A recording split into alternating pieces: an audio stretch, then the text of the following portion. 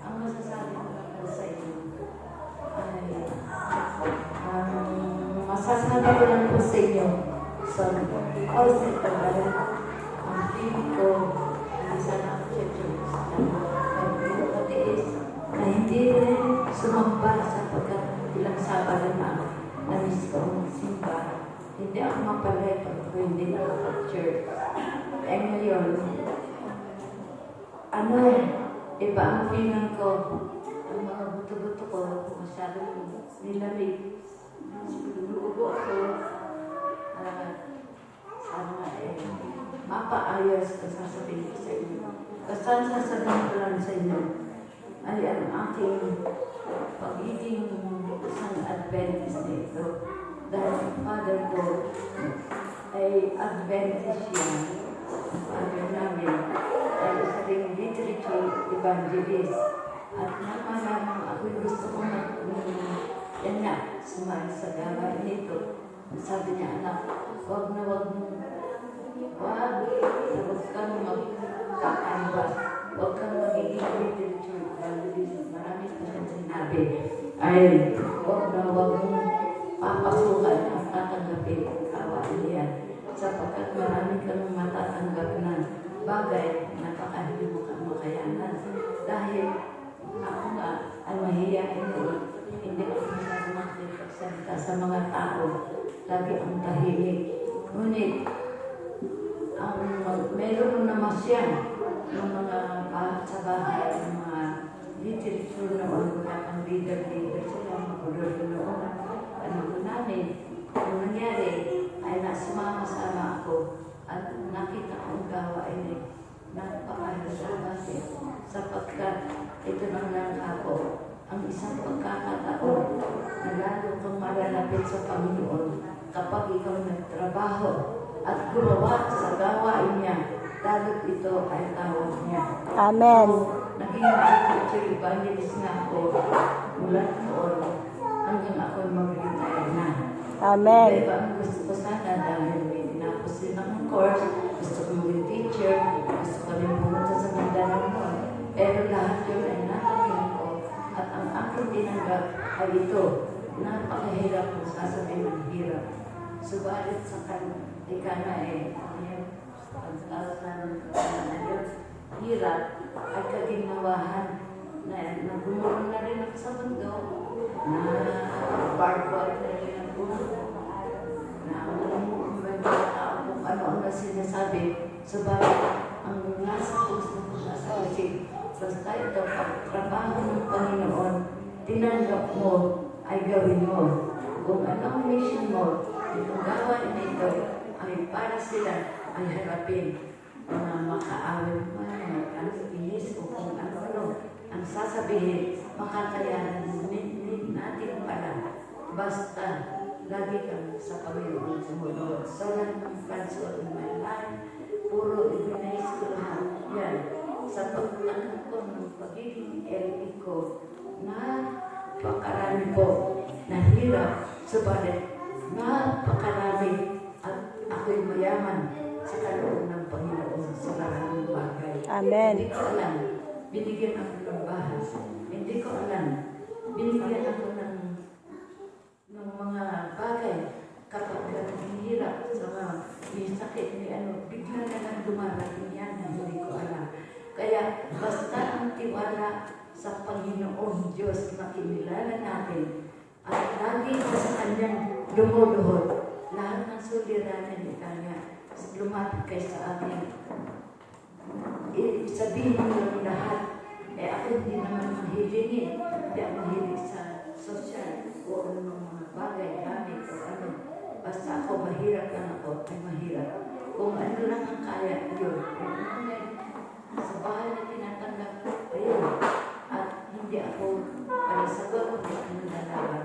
Kahit na yun. Kaya naman, ang talagang plan sa pagiging evangelist ay hindi ito kasi ng panahon na yan, lalo sa ngayon, ay puro sales, puro tinda, pagalinan ng hapon ng aklang, pagalinan ng payabangan, at marami pa kasiraan ang ginawa ng mga LE tiis sa akin. Subalit, ang sabi ng Panginoon, anong hirap yan?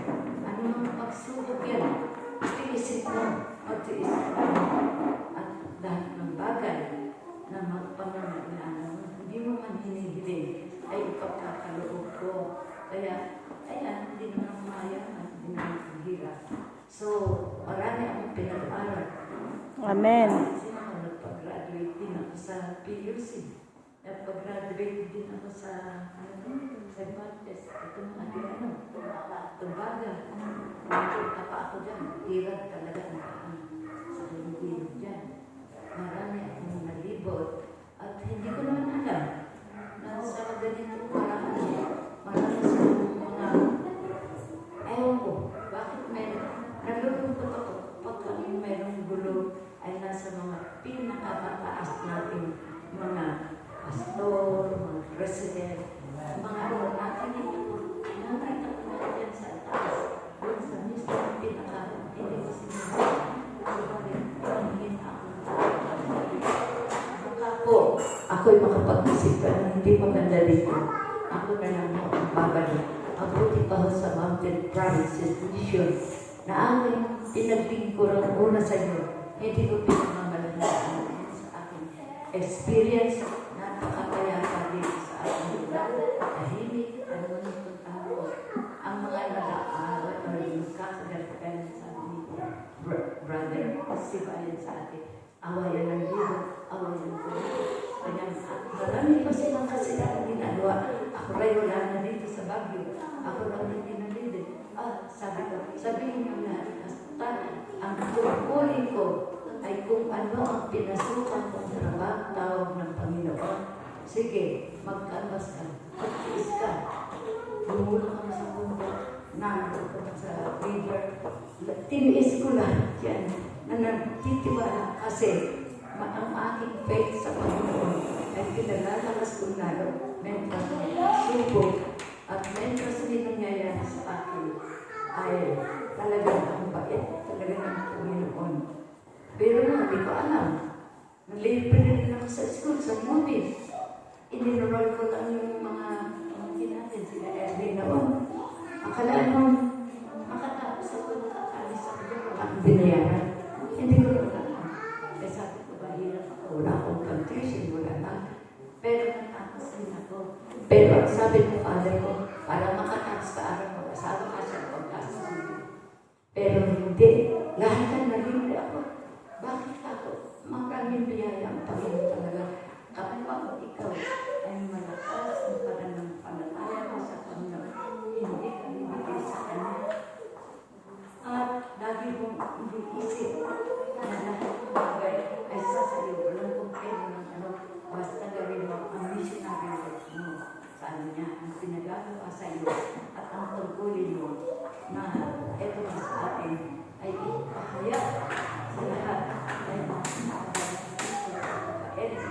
ipapahayag natin sa kamunduhan itong malalagin natin ang pabalik ng Kastro. Yan. Kaya ako narito na maski na ako retired na, hindi pa rin mag-isang gusto ang mga mga cosmen, mga ano, ang lalapitan sa aking pinanday.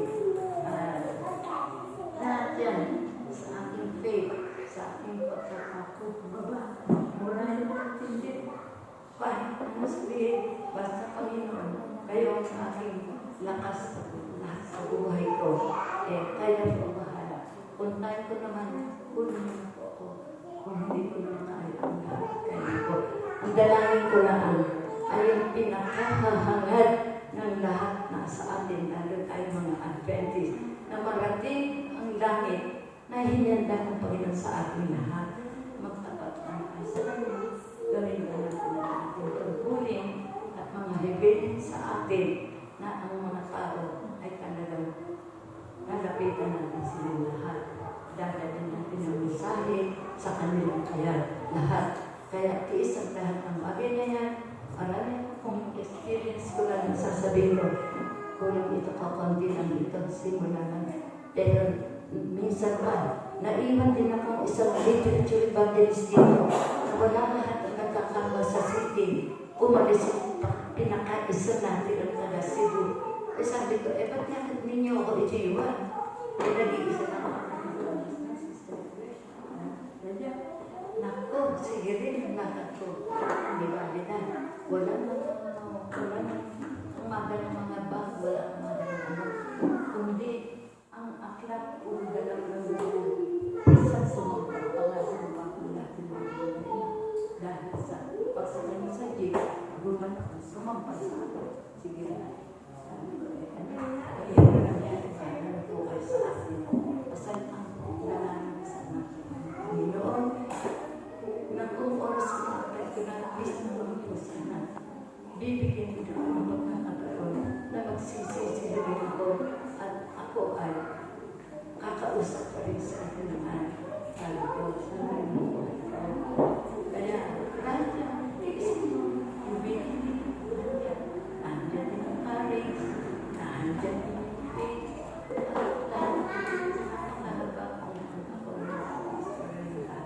subalit ang pinakita natin ang feeling mo ngayon na nangangaroon ito.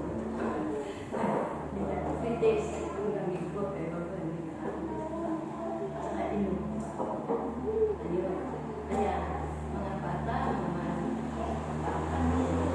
hiling ko sa inyo, pagkahiling ko, love your parents, magtatanda sa inyo, obedient sa kanila, dahil pag kayo ay masunurin sa magulang, hindi kayo papapalaan ng Lord. Lahat kayo ay may blessing sa mga pagmamahal. Ika nga ay nasa natin yan, ano? Mamahalin natin ang mga magulang natin, ang matatila sa akin. Wala nga yung masasabi.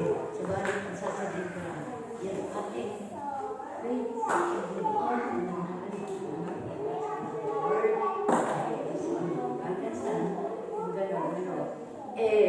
Ang pinagbabatalan ko na lang, any problem, any worries, hindi na ako nagsasalita. Hindi, patay ako sa Panginoon. Bahala ka Panginoon. Binigyan niya ng bahay.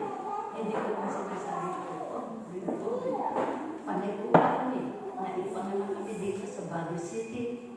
Ano ka, magala. Wala ka man naman upak lang ng upak. Ano, problema. Pero lahat yan, hindi ko man ikinumplain sa Lord. Basta nakikita niyo ako kailangan. At alam ko naman na pag ako lumapit sa inyo, hindi niyo naman ako ganyan bibituin kung kailangan ko. So, ang kailangan ko lang ay hindi nga tayo perfect, magpaka-perfect sa mga dahil marami ng kasalanan, marami tayong mali, tumutulong pa rin ako. Ako'y nag-save para kung ikaw dumating yung panahon mo, hindi mo alam, hindi mo kakalilig sa'yo, o meron sa akin, sino mo kapag-anakan mo, mag-iipon ka. Ako po, sabi ko, ang nag-iipon ko para sa aking pangangailangan ay kayo rin. Kung ano man po, at dumating ang oras na ganoon, alam ko naman na ako po ay hindi niyo rin pababayaan, ay ang manatag na ang sa karsada, sa kabundukan, na mga hirap sa ganyan. Basta ang pagkapit sa Panginoon at pananalig sa Kanya ay wag na wag natin tayo dito sa Kanya. Kailangan at dahil siya ang tinatawagan. Parati ako nananalangin ko yung parang away sa mga ipapanalangin ko sa ganyan. At kaya ko mahal. So, ang talagang ang buti ng Panginoon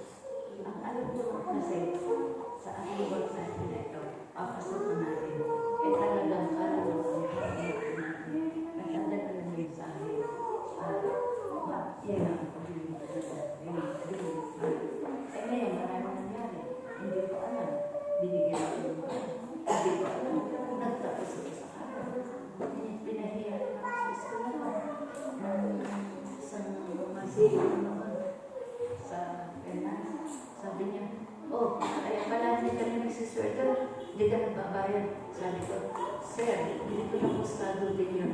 Yung may-ari ng UB, si Mr. Bautista, wala po akong sinabi sa kanya. Sabalit hindi niya ako siningit. Hindi niya ako pinabayad. Nag-graduate ako ng degree. Hindi ko po alam. Kaya sila po ang tanong niyo. Pero unang-una po, may Diyos na talagang gagabay at gagabay sa inyo. So yung masasabi ko, at kung angel ang pag-uusapan, maraming anis na akong accident talaga. Ang angel ay ito. Ilang beses na rin. Totoo, may angel na nagpapagay sa akin. So yan ang mga ganito. At saka, yun na, hanggang sa ngayon, ang hirap ang naghihirap. Pag wala na, kasi marami siya. Sige pa rin ang sabi niya, nagsisip. Nagsisip, harap kami ng ang kailangan ko, bahala sila sa aking buhay. And sila na bahala. Ang dalangin ko lang, minsan ako pinagdiman lang ako, nakapag-umpisa sa inyo. Kung saan kayo malilimutan. Sa anumang hirap at pag-aralas o maranasan ko, wala naman ko sana. Makayan ngayon ang lahat ng ito. Hanggang ngayon, napili sa bago. Napili pa isa. Napili pa. Iisa ng tulong. Medyo masakit sa pero, hati pa rin yung awat ko ng Panginoon. So, lahat ng paraan, nagagawa ko ng paraan.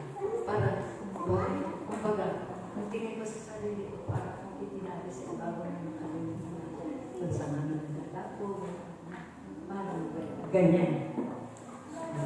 Pero salamat sa Panginoon, meron naman ako mga kamag-anak din, na so concerned, kaya ang mahirap din, pero lahat yan, hindi ko inasahan sila.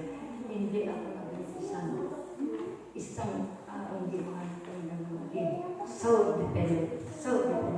Hindi wala, kundi sarili kong buhayan ang naranasan mabuhay sa mundo ito hanggang sa ngayon.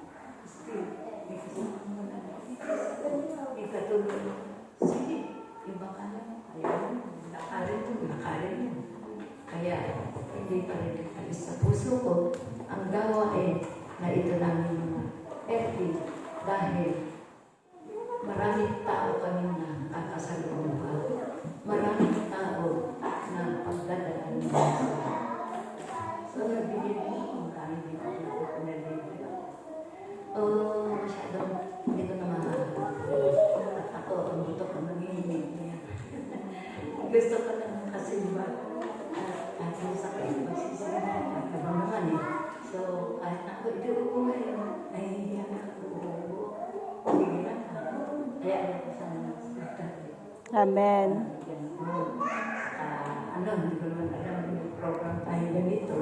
Walang kahit ganito na lang. Sige, talapin mo. Mga sabi mo. So, maraming so, salamat sa Panginoon. Dahil hindi papuntayan talaga ang pag-ibig ng Panginoon sa atin. Amen. Hindi ako na. Alam ko naman po, maraming hirap, maraming sakit. So, hindi ko sa atin. Meron sakit. Pero maraming nangyayari. Ikaw natin, milagro sa buhay. Yes. Dahil sa kaloob ng Panginoon at alam niya. So, basta ang tiwala natin sa Panginoon, huwag tayong dinitig sa Kanya. At maniwala tayo ng paghirap natin. At pagtitiis na ito ay meron lahat ng talagang kaya sinasabi natin ng Panginoon, 30 days ago, ang natin na pa. Okay. So, hindi na natin ang hanap ng buhay.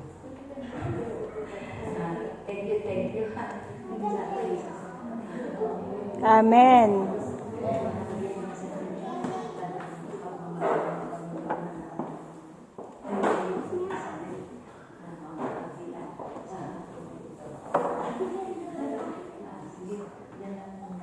Amen. Amen.